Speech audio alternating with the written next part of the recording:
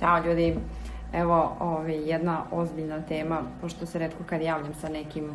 temom u kojim kritikujem bilo šta. U stvari sad se ne radi o bilo kakvoj kritici, ali prosto o nekim stvarima da razdvojimo babe i žabe, na primer. Navelo me na to jedan razgovor sa jednom devojkom koja je, mislim, vrlo pametna, onako sposobna i uspešna devojka. Kada sam joj spomenula čime se bavim i NLP i cijelu tu priču, ona rekla, ja da znam, to je onaj fazon misli pozitivno i to je to. E sad, pošto stvarno na današnjem tržištu, ja mislim, prosto nisam objašnjavala, nije bilo vreme ni mesto, prosto nije bila ni ciljna grupa za tako nešto, pa je bilo gubljenje vremena,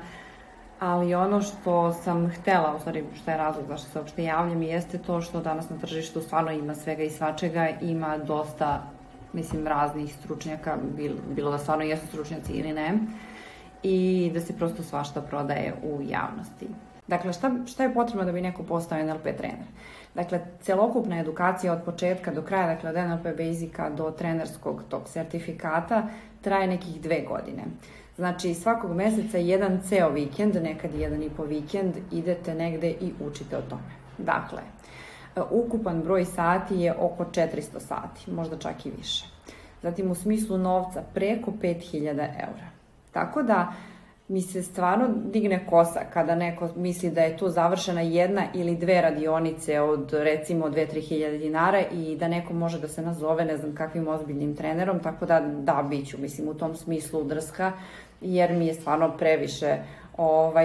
da me neko poistovećuje i rad mene i tih kolega koji se takođe bavi ovim poslom da poistovećuje sa nečim što je moglo da se nauči recimo čitanjem jedne knjige ili gledanjem jednog inspirativnog filma. E sad dolazimo do sledeće tačke. Koliko sati i koliko vremena je potrebno da biste se pripremili, da biste radili sa nekim ljudima i još luđe, koliko je vremena i rada potrebno da biste došli u fazu da neko hoće da dođe na vaš trening i da vas plati. Znači, to znamo samo mi koji se bavimo time, dakle, mnogo sati, mnogo vremena i mnogo uloženog truda i rada. E sad, sledeća faza, kad neko želi stvarno još ozbiljnije da se bavi time, a nema neko preduzetničko iskustvo, dakle, ovo je prosto biznis,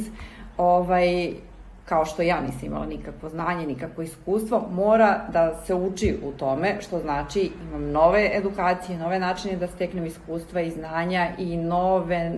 nove prilike da grešim do beskraja i da se učim i da se vraćam nazad i da idem napred i tako dalje. Dakle, jedan krug, neću da kažem bez kraja, pošto je konstantno napredovanje, ali jedan put koji uopšte nije lak i jednostavan.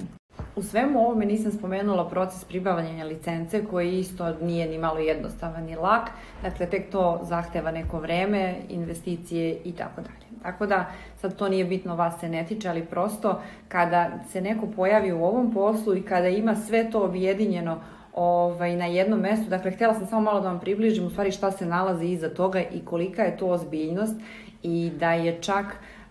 pošto sam išla na fakultet, da mogu da poistovetim sa možda nekih 1 do 2 godine gde se svakog dana ide na fakultet u smislu velikog rada, možda više čak sa 2 godine,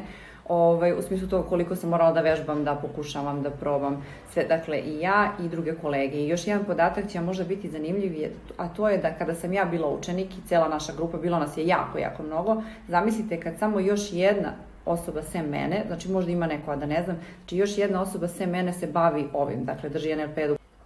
Tako da se nadam da sam vam bar malo približila cijel ovaj proces šta je potrebno da bi se neko bavio ovim poslom i zašto je uopšte važno razdvojiti ovo i neke ljude koji će prosto odlučiti preko noći kako žele da postanu motivacioni govornici, bilo šta, i da vas inspirišu. Ne mislim da je to loše, to je super, ali onda da znate da prosto je neko krenuo jer ga je nešto pozvalo, nešto ga je pomerilo i nateralo da to radi, opet neko drugi je išao i potrošio dosta sati rada, truda, učenja, ulagao vreme, ulagao novac, ulagao svašta nešto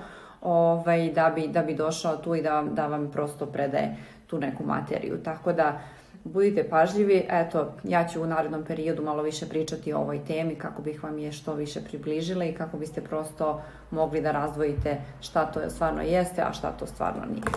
Ljubim vas i vidimo se sledeći put. Ćao!